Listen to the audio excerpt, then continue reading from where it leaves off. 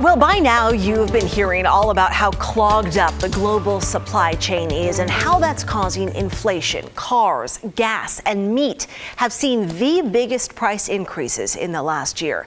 We started ordering so much more during the pandemic that there are so many more people needed to get your stuff from point A to point B. So I talked to Portland State's professor of global supply chain, Dr. Carlos Mena. He says businesses have to minimize risk going forward. It's always been cheaper for companies not to pay for big warehouses to hold products, but instead rely on ordering them from a supplier and getting it soon after. We need to buffer a little bit more, maybe hold a little bit more inventory here and there, maybe have a few more suppliers just in case our main supplier doesn't deliver.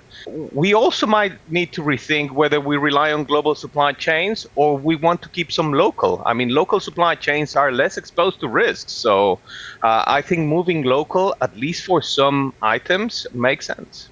Okay, so let's talk about how all of this is affecting Thanksgiving, because Dr. Mena and a whole lot of other experts say this will be the most expensive Thanksgiving meal ever. First up, of course, the number one item on your table is turkey.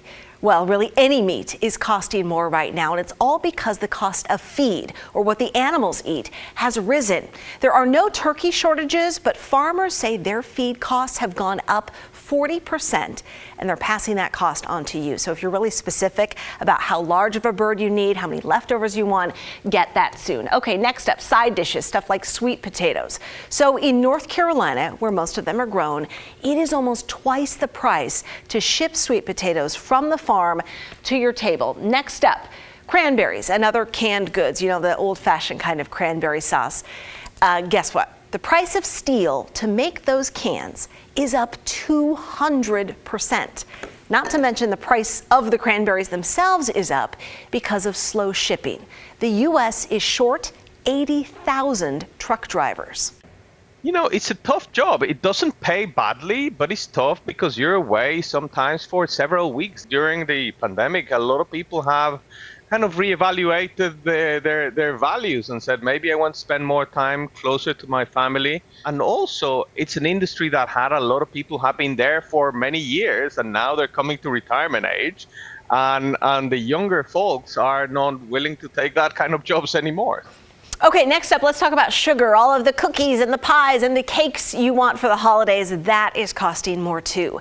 Droughts and hurricanes are impacting sugar crops and refineries in the U.S. Meanwhile, Brazil's sugar crop fell by half this year. Natural gas is used to refine sugarcane, and we know gas prices are crazy high. Okay, finally. Sorry guys, beer and wine, it's going up too. There is a glass bottle shortage and even a cork shortage. So how long is all of this going to last? We asked Dr. Mena that. I think things will start getting better in early 2022. For the simpler products, some of the more complex products, things relying on microchips. The microchip situation is likely to last for at least another, say, 6 to 9 months. And that affects a lot of products, from washing machines to, complicated machinery, industrial equipment. They're all affected by the microchip shortages. That's likely to take a little bit longer, so maybe mid-2022. Okay, have you guys noticed this? Anything different at the grocery store? Absolutely. I think I'm a bad shopper, though, because I've never been able to do that. Hey, this year you can spend $4 per guest. I'm like, my bill is always high. To me, I mean, first of all, one of the most depressing stories I remember airing a week before Thanksgiving. I mean, there was a lot of downers there, but the number that stood out to me there, I don't know how many truck drivers or semi-truck drivers we have in this country. The fact that we're 80,000 drivers short right now. We already, our unemployment rate is low. Like, people have, gone back to work, but we just need so many more jobs now because of the way that we're shopping. So the bottom line is, he says, get stuff now, don't hoard, because that makes it way worse because stores can't plan for that. But just get it, put stuff in the freezer for later, get it soon if you can. It's a great perspective. Yeah.